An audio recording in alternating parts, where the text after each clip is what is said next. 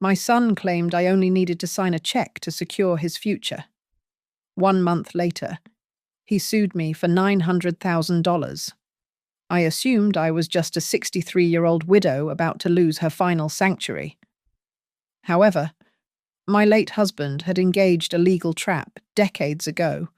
By the time the judge read the verdict, the only sound was my daughter-in-law weeping as she realized that expensive house had never actually belonged to her. My name is Eleanor Hartman, and I am 63 years old. I sat in the faded armchair of my small living room in the suburbs of a quiet Midwestern city. The afternoon sun filtered through the sheer curtains, illuminating the dust motes dancing in the air. But I felt nothing but a cold chill radiating from the stack of papers in my trembling hands. The header was bold and aggressive. It was a court summons. My only son, Daniel, was officially suing me for $900,000. The legal jargon claimed I had breached a contract. It claimed I had promised to pay off the mortgage for the sprawling house he shared with his wife. Brooke. I stared at the sum again. $900,000. My mind snapped back to a dinner just 2 weeks ago. The memory was so vivid it tasted like bile. We were sitting at their marble dining table, a piece of furniture that likely cost more than my car. Daniel and Brooke had cornered me between the salad and the main course. They did not ask for help. They demanded it. "It is the right thing to do, Mom," Daniel had said, swirling his expensive red wine. "Dad is gone. You have to step up and take care of the family. That money is just sitting there."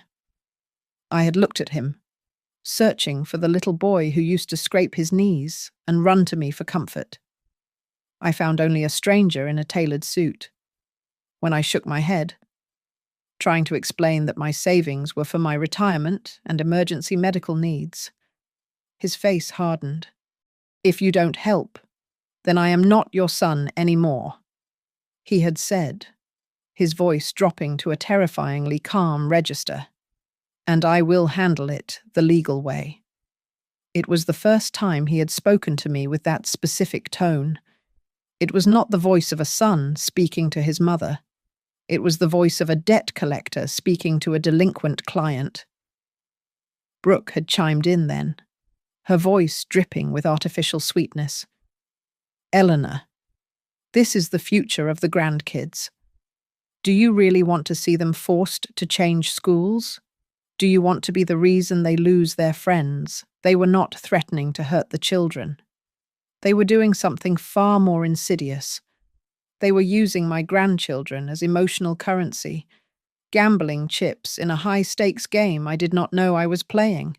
I had refused them. I walked out of their house with my heart in my throat.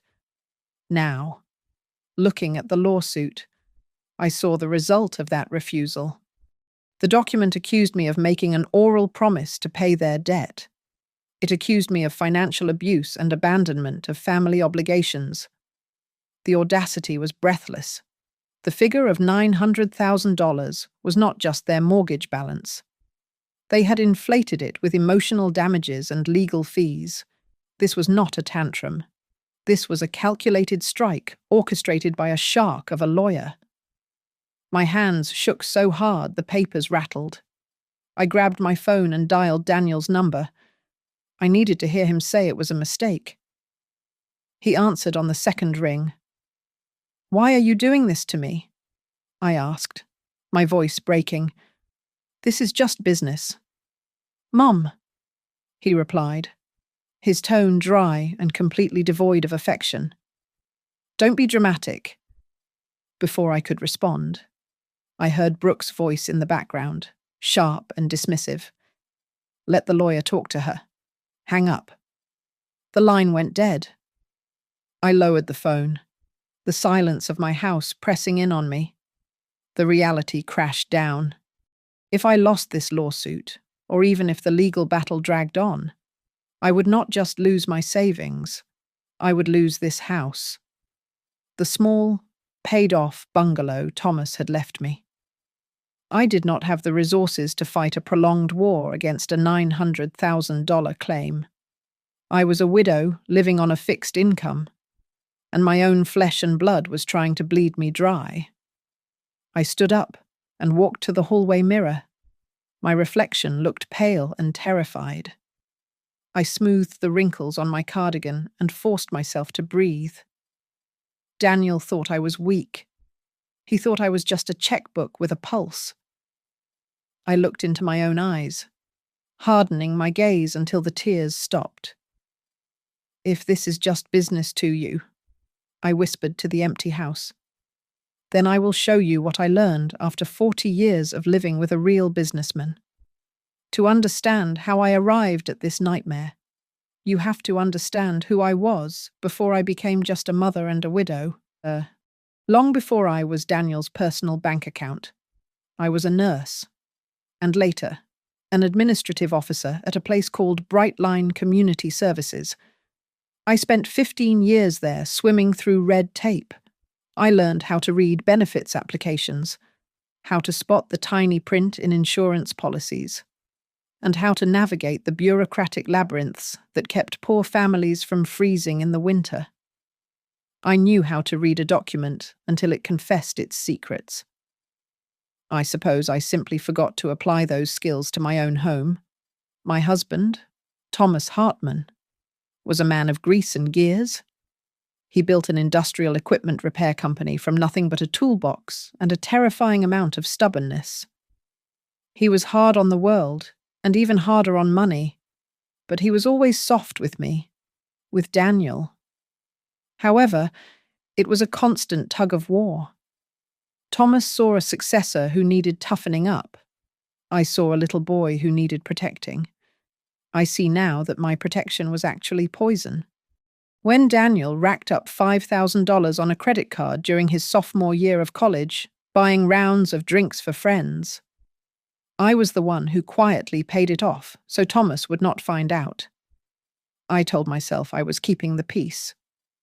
In reality, I was teaching my son that consequences were things that happened to other people. Then came Brooke. She was undeniably beautiful, a girl who seemed to live her life entirely through the lens of a smartphone camera. She spoke constantly of upgrading our lifestyle and manifesting wealth. I tried to dismiss it as youthful vanity, assuming they would grow out of it. Instead, it became their religion. I remember the day Thomas wrote the check for the down payment on their first house. It was a modest starter home, nothing like the mansion they lived in now. Thomas had sat Daniel down at our kitchen table, the check held firmly between his calloused fingers. "This is the only time I save you," Thomas had said, his voice grave and low. "From this point on, you carry what you sign. Do not look at me to bail you out again." At the time, I thought Thomas was being too harsh. I thought he was just being a grumpy old man, tight with his hard-earned money. Now, the memory of that warning chills me. He saw what I refused to see. In the final years, when Thomas's heart began to fail, Daniel's visits became sporadic. He only seemed to appear when there was a tuition bill for the grandkids or a car repair he could not quite cover. I made excuses for him. I told Thomas that Daniel was busy, that the modern world moved faster than ours did. Thomas would just grunt and look out the window. The night Thomas died, the silence in the hospital room was deafening. Daniel arrived 2 hours late. He rushed in wearing a suit that cost more than my first car, and the room was instantly filled with the smell of expensive cologne, masking the scent of antiseptic and death. He did not cry. He looked at his father's still face, then turned to me. "Did he say anything about the company shares?" Daniel asked. "I need to know if he signed the transfer before he went." The question felt like a physical blow. I remember staring at him, my heart breaking all over again. But I said nothing, I just shook my head, desperate to keep the peace even in the face of such profound disrespect. In the weeks following the funeral, the pressure mounted. Daniel pushed me to sell Thomas's company immediately. He wanted the capital to invest in real estate, to buy that $900,000 monstrosity he and Brooke had their eyes on.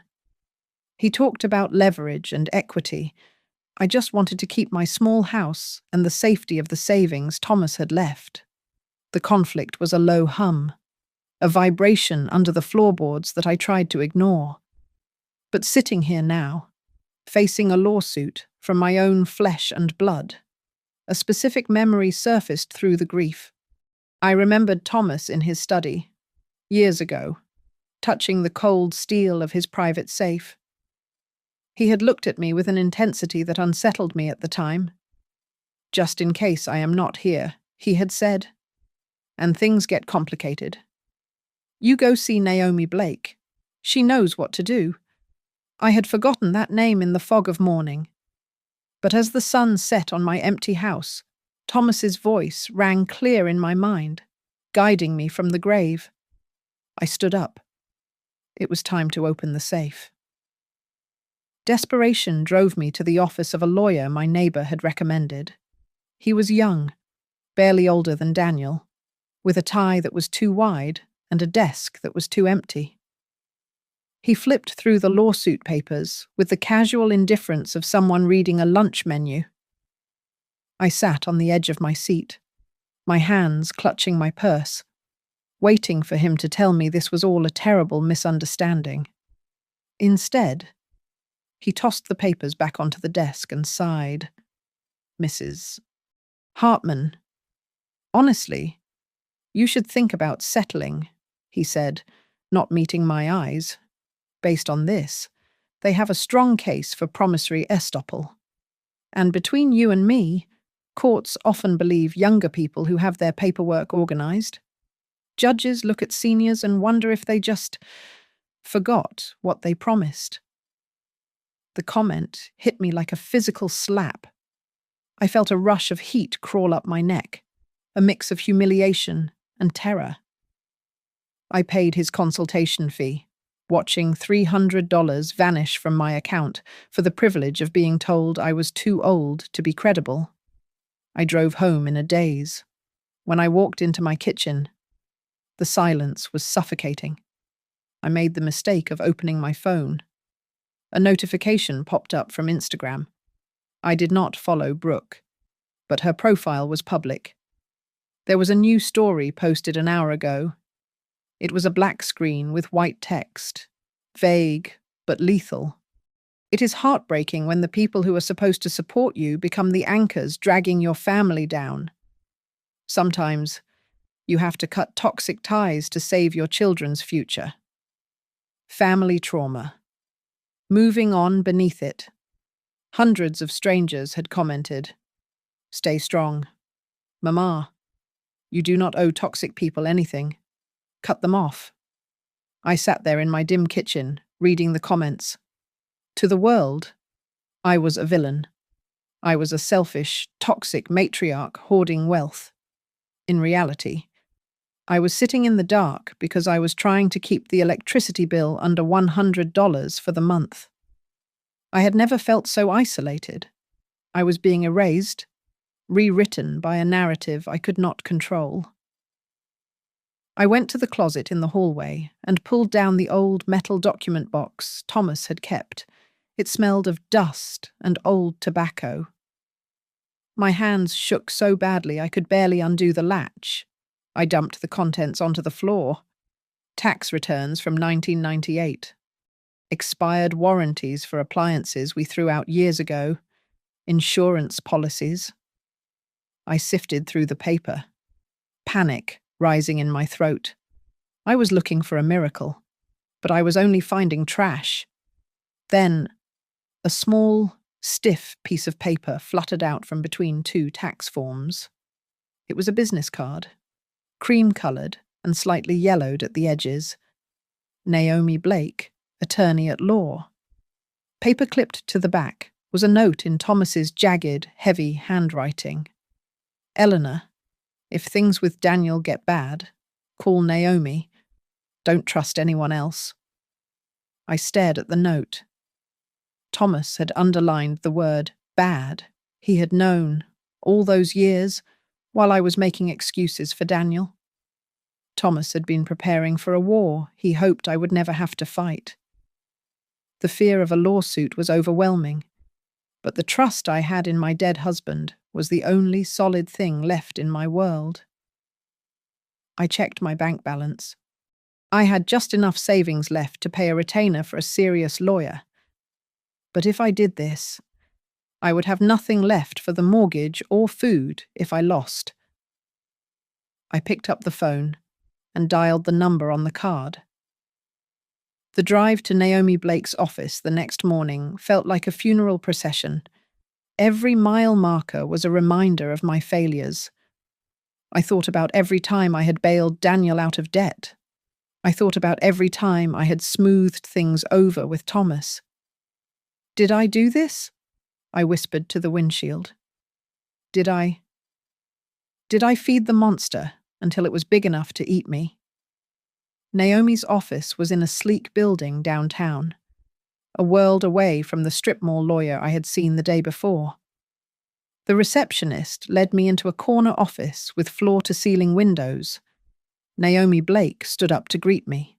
She was a striking black woman in her 50s, wearing a sharp navy suit. Her eyes were piercing, intelligent, yet surprisingly warm. She did not offer me coffee or small talk. She gestured for me to sit and took the lawsuit papers from my hands. The room was silent for 10 minutes as she read. I watched her eyes scan the pages, her expression unreadable.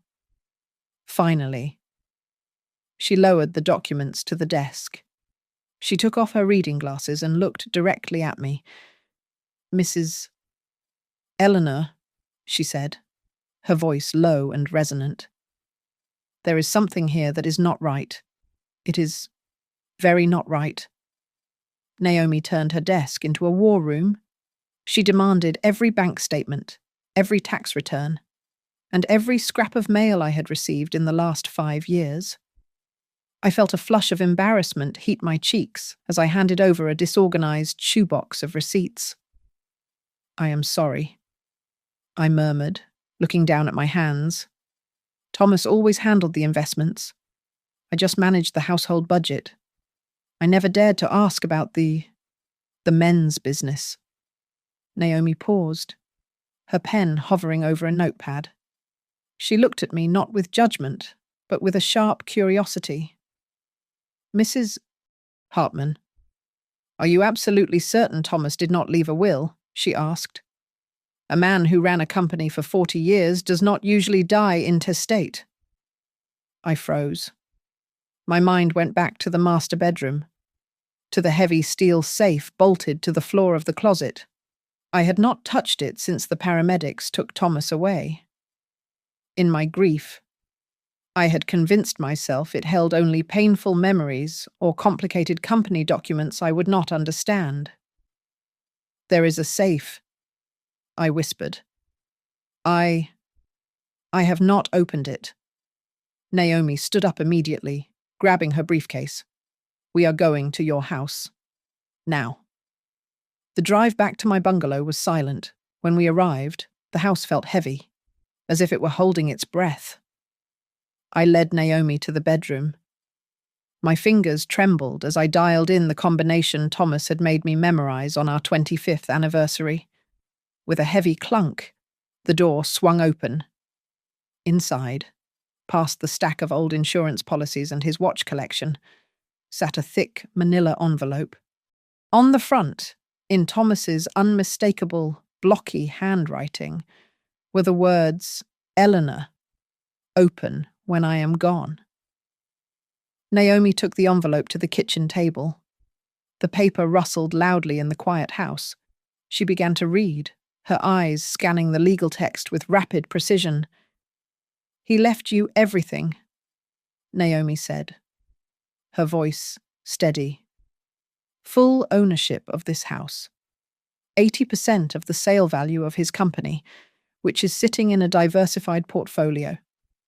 And he established the Hartman Family Trust. She stopped. Her finger traced a specific paragraph, and a small, incredulous smile touched her lips.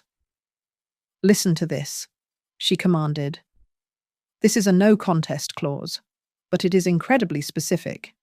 If any beneficiary, specifically my son, Daniel Hartman, initiates any civil or criminal litigation or exerts public financial pressure against my wife, Eleanor Hartman, for the purpose of obtaining assets beyond what is distributed herein, his entire interest in this trust shall be immediately forfeited and redistributed to the charities listed in Schedule B." I felt the blood drain from my face. I slumped back in my chair. "He knew," I said, my voice barely a whisper. Thomas used to joke that Daniel had a litigious streak, just like his worst customers. But I never thought he actually put it in writing. It was a punch to the gut. Thomas had loved Daniel, but he had not trusted him. He had foreseen this exact moment. He had built a wall around me from the grave. Naomi let out a short, sharp laugh. "Mrs. Hartman, your son just walked into a courtroom and signed his own disinheritance.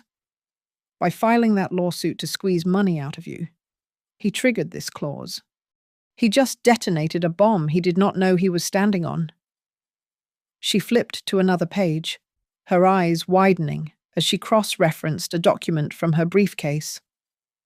"Wait," Naomi said, pulling out a property deed. "There is more? The lawsuit claims Daniel owns his home and you promised to pay the mortgage. But look at the title deed for his house." She slid the paper across the table. The owner listed was not Daniel Hartman. It was not Brooke Hartman. It was H&H Legacy Holdings, LLC. "I do not understand," I said, squinting at the text. "What is H&H Legacy Holdings?" "It stands for Hartman and Hartman," Naomi explained, her voice dropping to a conspiratorial whisper. "I just checked the incorporation papers in the file.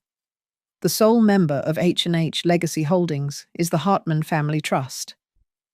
I stared at her, the realization dawning on me slowly, like a sunrise over a battlefield.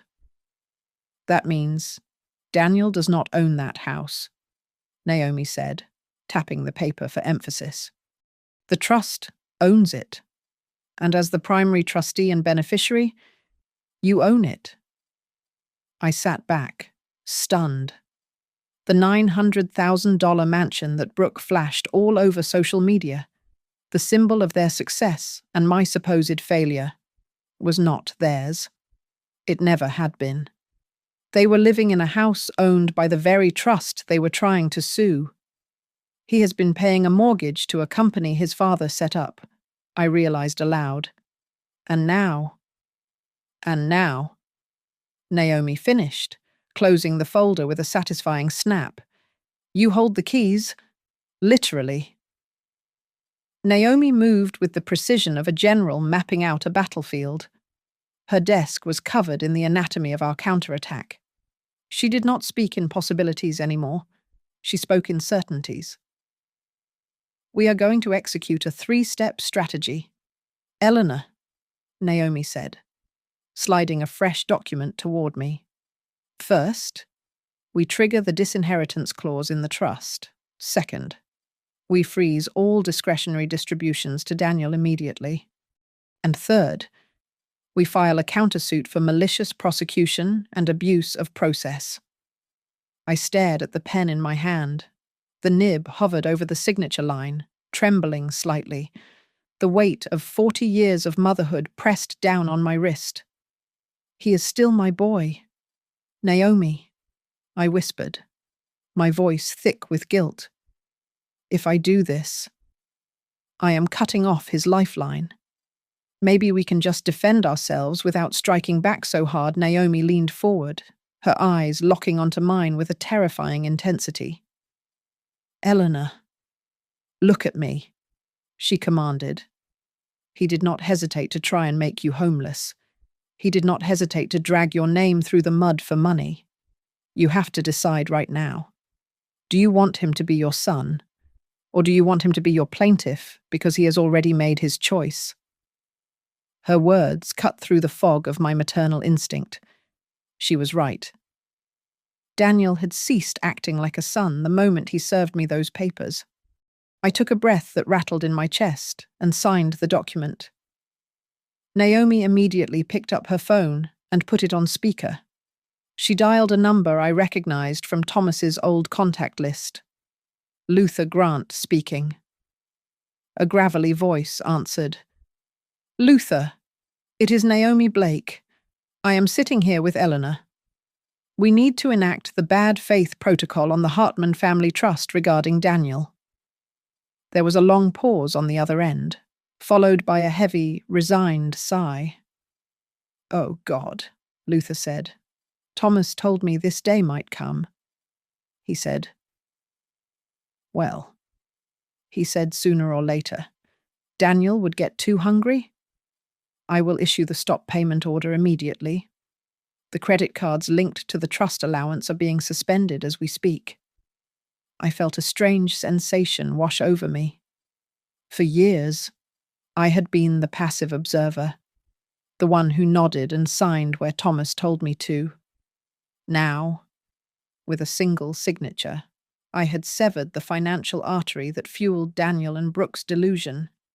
I imagined them at a restaurant or a boutique, handing over that platinum card, only to be told it was declined. It was a cruel thought, but it was also the first time I felt safe in weeks. "Now for the offensive," Naomi said, hanging up. "I have hired a private investigator, Amelia Torres. She specializes in forensic accounting. I want her to look at the mortgage application for that $900,000 house." Why, I asked. "Because," Naomi replied, tapping her chin. "If the house is technically owned by the trust, but the mortgage is in their names, the math does not add up.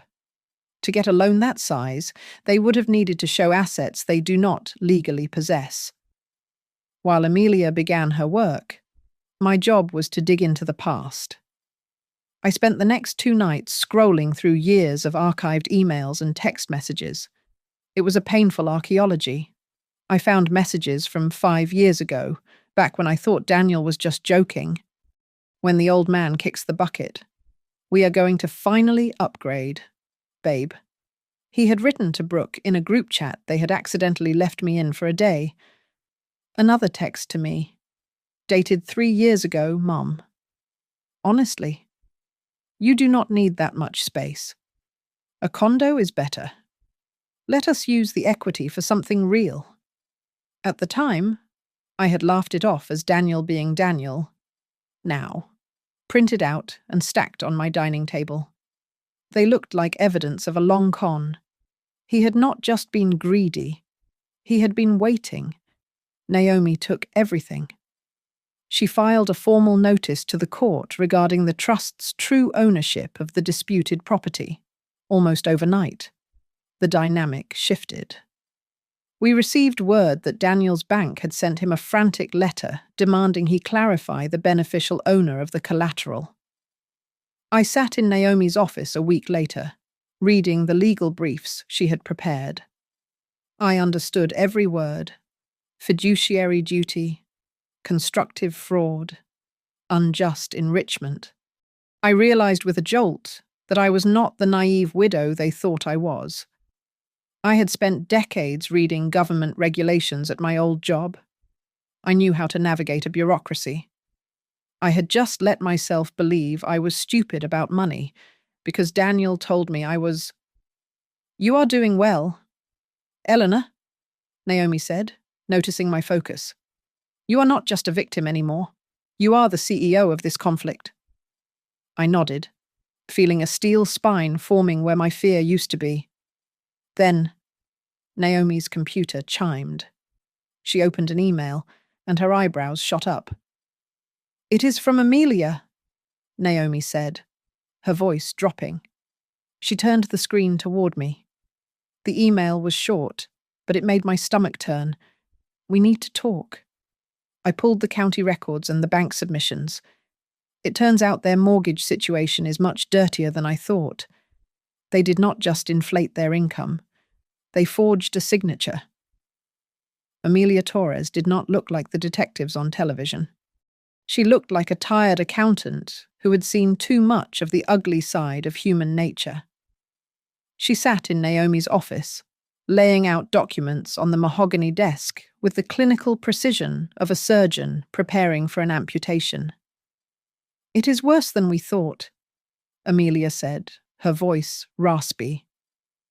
I pulled the submissions they sent to the bank. Daniel and Brooke did not just fudge their income numbers, they invented a fantasy. She pointed to a grainy photocopy included in the loan application file. It was a bank statement for the Hartman Family Trust. "Do you recognize this?" Amelia asked. I squinted at the paper. "That looks like one of the quarterly statements Luther used to show Thomas. But Thomas never let anyone have copies. Luther showed it to Daniel once, about 4 years ago, just to explain how the dividends worked." Naomi interjected, her face grim. "It seems Daniel took a photo. He submitted this to the mortgage lender, claiming these were his liquid assets, available for withdrawal at any time. He convinced the bank that the family fortune was his personal piggy bank." My stomach churned. They had used my husband's legacy, the money he worked himself to death for, as a prop in their con. But Amelia was not finished. She slid another document across the table. It was a draft for a second loan, a home equity line of credit they had prepared but not yet filed. "Look at the bottom of page 4, Amelia said. I looked. There, in black ink, was my signature. Eleanor Hartman. It looped and dipped exactly the way I had signed my name for decades. I never signed this." I stammered, my fingers hovering over the paper. "I never saw this document." "It is a digital lift," Amelia explained. "They scanned your signature from an old birthday card or a check and pasted it here. It is a forgery, Mrs. Hartman, and it is not just a little white lie. It is a felony." I felt the blood drain from my face. I looked at Naomi, searching for a way out, but her expression was hard as stone. "If you do not stand up now," Naomi said, leaning forward, "in a few years, they could use this template to sign for cars, for loans, for anything. They could disappear and leave you buried under a mountain of debt you did not know existed. Surely they would not go that far," I whispered, though my conviction was crumbling. Amelia sighed and opened her laptop.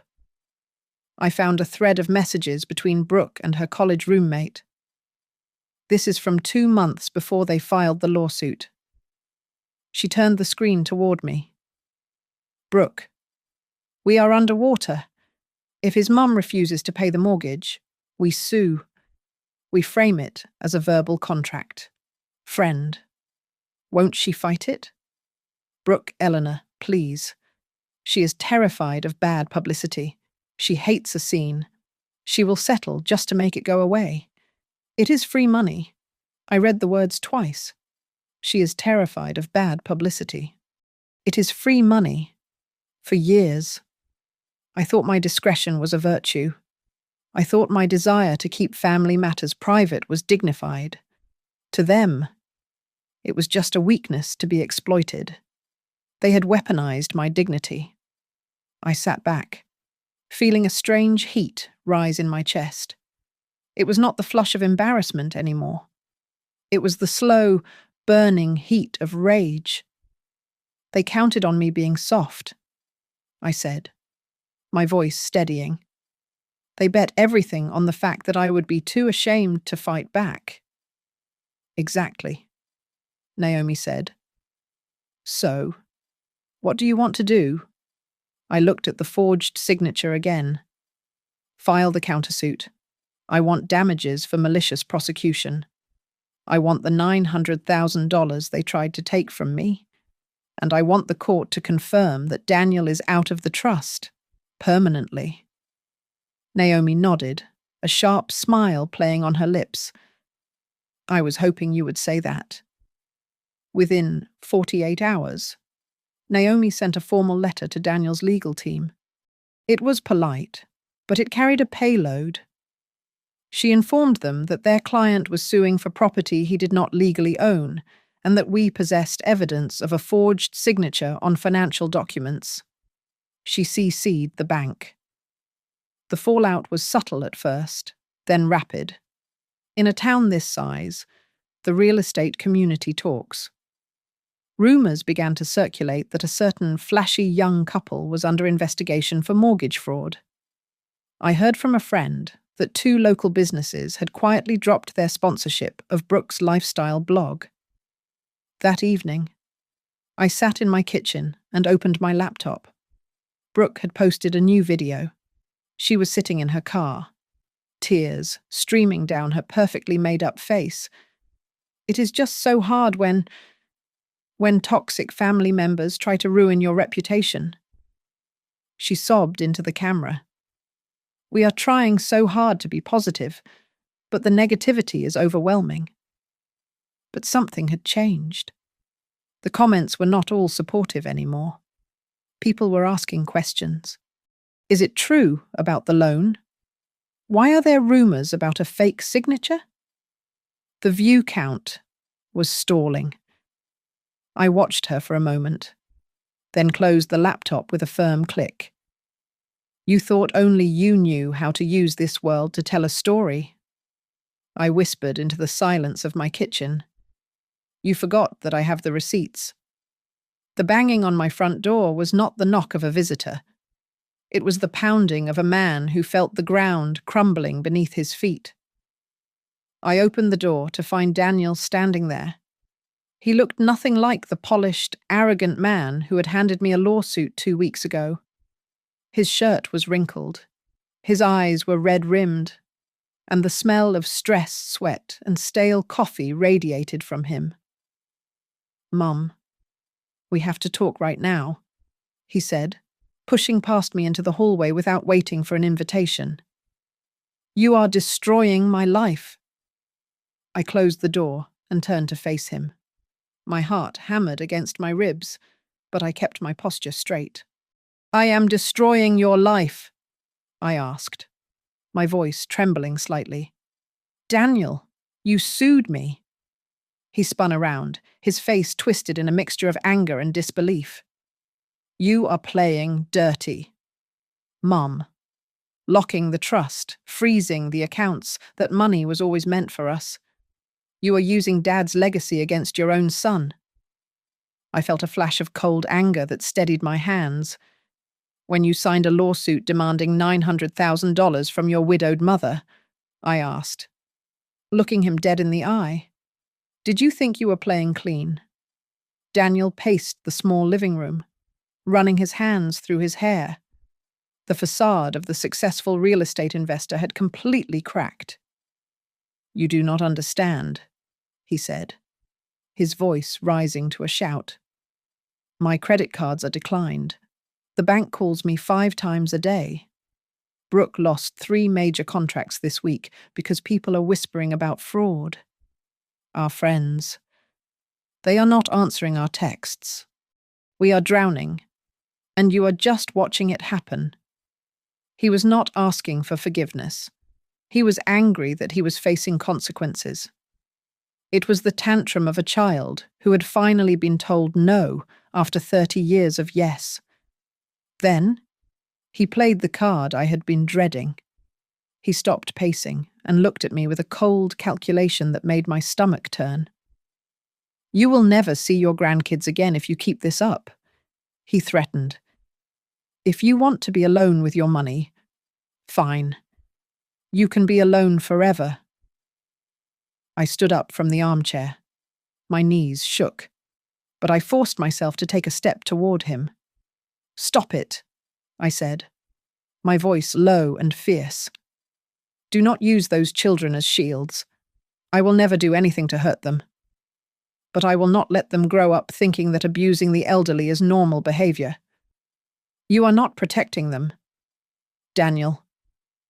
You are teaching them how to be cruel." "I am not being cruel," Daniel yelled, throwing his hands up. "I am just doing what everyone else does." Leveraging the system. Leveraging old people, so we do not have to struggle for 40 years like you did. It is just strategy. The room went silent. The confession hung in the air, ugly and undeniable. "Leveraging old people," a voice repeated from the kitchen doorway. Daniel froze. Naomi Blake stepped into the living room, holding her phone up. The screen displayed a recording interface. "I hope you remember that this house is under legal surveillance since the threats began," Naomi said calmly. That was a very clear admission of intent to exploit a vulnerable adult. I sank back onto the sofa, the fight draining out of me. Tears blurred my vision. It was not fear anymore. It was pure heartbreak. "I did this," I whispered, covering my face with my hands. "I coddled you. I covered for you. I paid your debts. And I taught you that I was just an ATM with feelings. You thought you just had to push the right buttons to make the money flow." For a second, Daniel's face softened. He looked at me, really looked at me, and I saw a flicker of the boy he used to be. I saw shame. He opened his mouth, perhaps to apologize, perhaps to beg. "Mrs. Hartman is right," Naomi said, her tone cutting through the moment like a blade. "And we will be playing this recording for the judge." The shame on Daniel's face vanished instantly, replaced by a mask of ice. He straightened his jacket, retreating back into the role of the litigant. "Fine," he sneered, turning to the door. "See you in court. Let us see who the judge believes." The door slammed shut behind him. The house shook. I wanted to collapse, to curl into a ball and weep for the son I had lost. But Naomi walked over and placed a piece of paper on the coffee table. It was a copy of the trust clause, but clipped to it was a handwritten letter I had not seen before.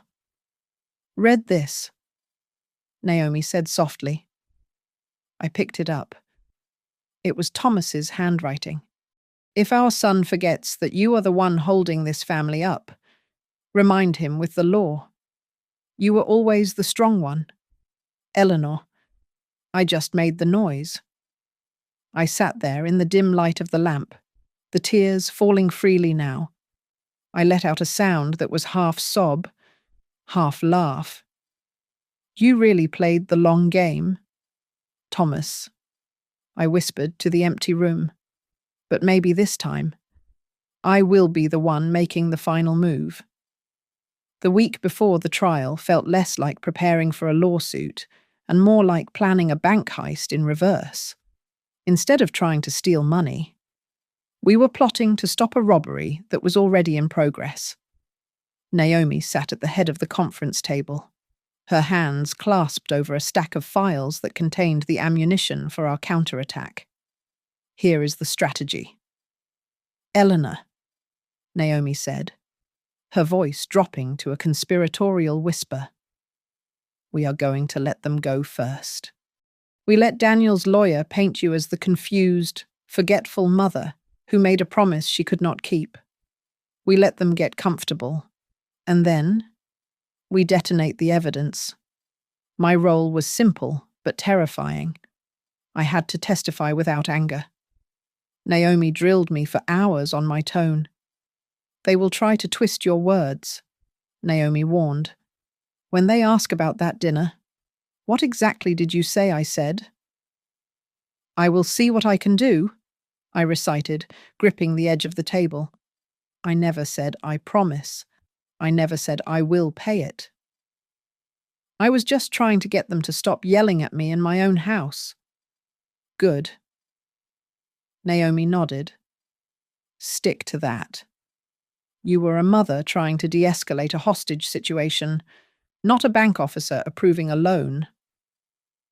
Then came the reinforcements. Amelia, the investigator, walked in with a grim look of satisfaction. She had tracked down a former loan officer from the bank where Daniel had originally applied for the mortgage on the $900,000 house. He is willing to testify via video link, Amelia said, opening her laptop. He remembers Daniel vividly. Apparently, your son was not very subtle. She played a short audio clip from her preliminary interview with the witness. The man's voice was tinny but clear. Yeah, I remember Mr. Hartman. He was incredibly arrogant. When I flagged his debt-to-income ratio, he laughed. He told me, my father-in-law is a millionaire and my dad owns a massive company. Someone will always bail me out. Just push the paper through. I felt a cold shiver. Daniel had banked on my death, or Thomas's death, before the ink was even dry on the deed. Luther Grant, the trust manager, sent over a sworn affidavit that acted as our shield. It stated explicitly that Thomas had placed the house in the name of H&H Legacy Holdings specifically to protect me in case Daniel went bankrupt or got divorced. It proved that Daniel had never been the owner. He was essentially a squatter in a luxury hotel who had convinced himself he owned the building. Now, listen to me, Naomi said, leaning in close. Their lawyer is going to try to gaslight you. He will try to make the judge think you are senile. He will ask you about dates you cannot remember. He will ask about medications. I reached into my bag and pulled out 3 color-coded binders. I had spent the last 3 nights organizing every receipt, every email, and every bank transfer from the last 10 years. Let him try, I said, patting the plastic cover. I spent 30 years organizing government welfare files. If he asks for a date, I will give him the timestamp. Outside the legal bubble, the court of public opinion was shifting. Brooke had posted one final, desperate video. She was crying, claiming that her cold-hearted mother-in-law was throwing her grandchildren onto the street. But this time, the comments were different. Is it true you guys forged a signature? One user asked. Why is there a rumor that you do not even own the house? Asked another. The facade was cracking. 2 days before the trial.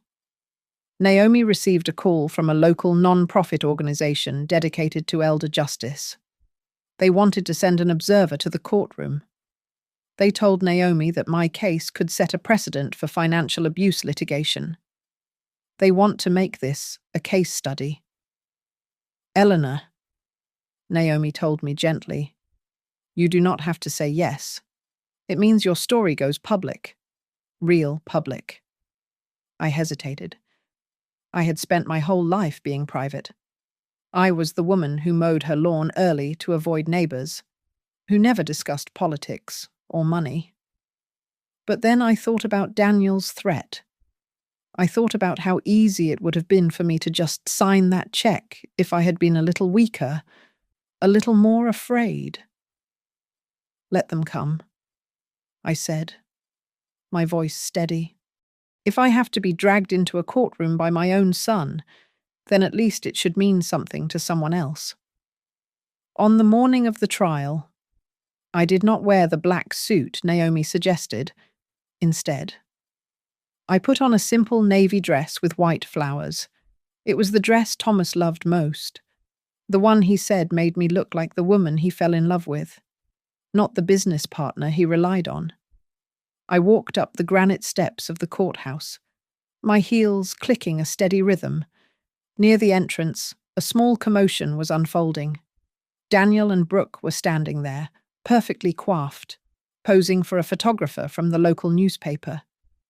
They looked like movie stars, confident and glowing.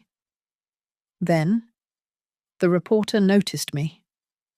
She lowered her camera, her eyes widening as she looked from the glamorous couple to the quiet 63-year-old woman clutching a binder. She didn't take a picture of me. She just watched, her nostrils flaring slightly as if she had caught the scent of smoke before a fire. Daniel saw me. His smile faltered for a fraction of a second, but he quickly covered it with a look of practiced pity. "Good morning, Mum," he called out, loud enough for the reporter to hear. "I hope you are ready to settle this sensibly." I did not stop. I did not look at Brooke.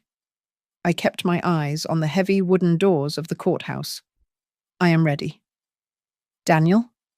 I said, my voice soft, but carrying in the morning air.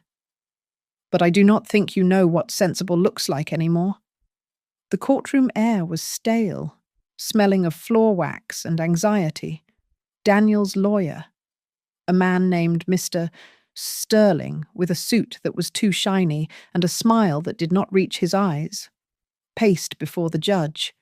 He was weaving a tragedy, but the villain in his story was me. "We have here a wealthy matriarch," Sterling intoned, gesturing dramatically toward me. A woman sitting on a substantial inheritance, who made a clear verbal commitment to support her son's young family. And yet, she has callously withdrawn that support, leaving her grandchildren's future in jeopardy merely to punish her son for a perceived slight. I sat at the defense table, my hands clenched so tightly in my lap that my knuckles turned white. Every word was a lie, a twisted version of the love I had given them for decades. I wanted to stand up and scream, but Naomi placed a calming hand on my forearm. "Let them finish," she whispered, her eyes fixed on the judge. "Every word they say now is just another arrow that is going to turn around and hit them." When it was my turn to take the stand, Sterling tried to dismantle me. He smiled condescendingly, asking if my memory was perhaps a bit foggy given the stress and my age. He tried to mix up the dates of our conversations, hoping I would contradict myself. I opened the binder I had brought. I adjusted my glasses and looked him in the eye. "Mr. Sterling," I said, my voice steady. "I worked as an administrative officer for 30 years. I processed thousands of welfare applications. I do not get confused about dates. The conversation you are referring to happened on the 12th, not the 10th. And I never said I would pay." I said, "I will see what is possible." Sterling blinked, clearly not expecting the fragile widow to snap back with the precision of a clerk. He retreated, looking annoyed. Then, it was Naomi's turn. She did not start with a speech. She started with a document. She walked to the podium and presented Thomas's will. "Your Honor," Naomi said, her voice ringing clear. "The plaintiff claims he is entitled to these funds. However, the Hartman Family Trust has a specific clause regarding litigation." She read the text aloud, emphasizing the words disinheritance and forfeit. A murmur rippled through the gallery. I saw Daniel stiffen in his chair. He had not known. He had sued his way right out of his father's legacy. Naomi did not let the dust settle. She produced the property deed next. Furthermore, she continued, "The plaintiff is suing for mortgage relief on a property he claims is his. But the deed shows that the residence is owned by H&H Legacy Holdings, a subsidiary of the trust. Mr. Hartman is essentially a tenant suing his landlord for a mortgage he does not hold title to." The judge, A stern woman with greying hair lowered her glasses and looked at Daniel. "Mr. Hartman," the judge asked, her voice dry. "Why are you suing for equity in a home you do not own?" Daniel opened his mouth, but no sound came out. He looked at his lawyer, who was frantically shuffling papers, looking as blindsided as his client. "There is one final piece of evidence regarding the plaintiff's credibility," Naomi said. She signaled to the clerk, and Amelia handed over the file containing the loan draft with the digital lift of my signature. "This is a draft for a second mortgage," Naomi explained. "The signature of Eleanor Hartman is a digital forgery." The judge's eyebrows shot up. She turned her gaze to Daniel, which was now withering. "Mr. Hartman, do you have an explanation for this?" Daniel stood up, his legs shaking visibly. The broker suggested it," he stammered, sweat beading on his forehead. It was just paperwork to get the approval started." "I meant to ask her." "You meant to ask her after you stole her identity?" the judge asked sharply. Naomi then played the audio recording. My kitchen conversation with Daniel filled the silent courtroom. His voice, arrogant and cruel, echoed off the walls. Leveraging old people. Just business. The silence that followed the recording was heavy. The judge looked at Daniel for a long moment, her expression one of pure disgust. "You call this business?" the judge asked quietly. "Is that how you treat your mother, Mr. Sterling stood up, looking pale. "Your Honor, perhaps we could request a brief recess to discuss a settlement." Naomi stood tall, buttoning her jacket. "No. Your Honor, my client was dragged here by lies. We do not want a settlement. We want a verdict." The judge nodded, banging her gavel with a sound of finality. "I have heard enough," she declared. "I am dismissing the plaintiff's claim with prejudice. I find that this lawsuit was an abuse of the legal system used to harass the defendant. I am allowing the defendant's countersuit for damages to proceed immediately to the penalty phase.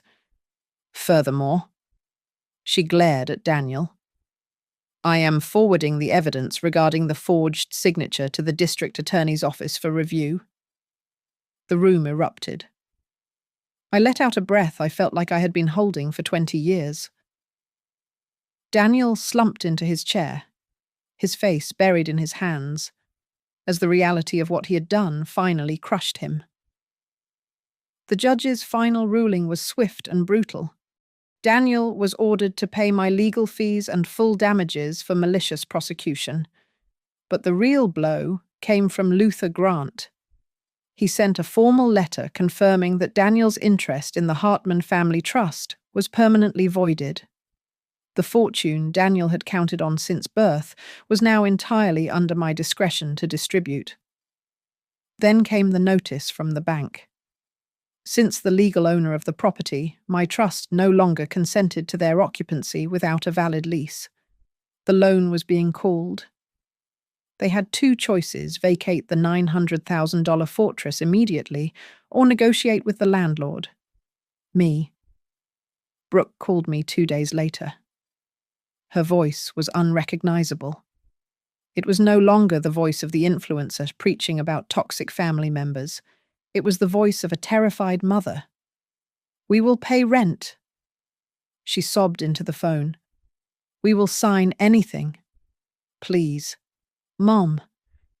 Do not put us on the street." I drove to the house.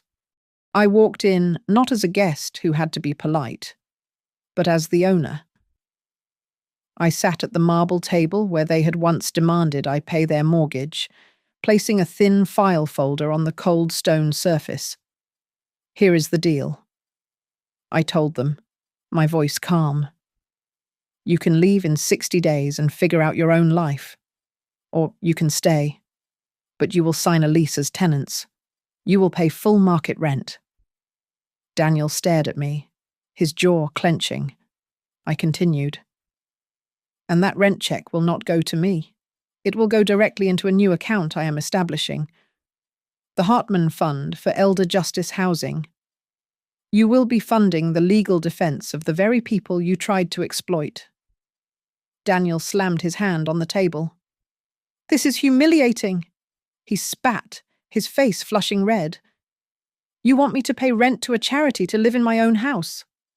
Brooke grabbed his arm, her nails digging into his sleeve. It is not your house. Daniel, she whispered, her eyes hollow and defeated.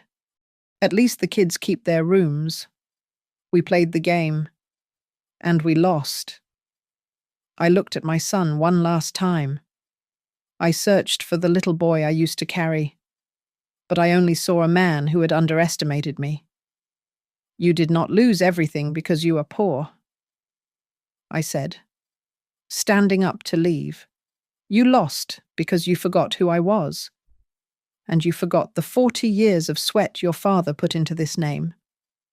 I signed the transfer papers right there, officially moving the property under the management of the new fund. I returned to my small bungalow, which I had renovated exactly to my taste. I opened my laptop and finalized the paperwork for the non-profit. An email popped up from a national organization wanting to partner with me to tell my story across the country.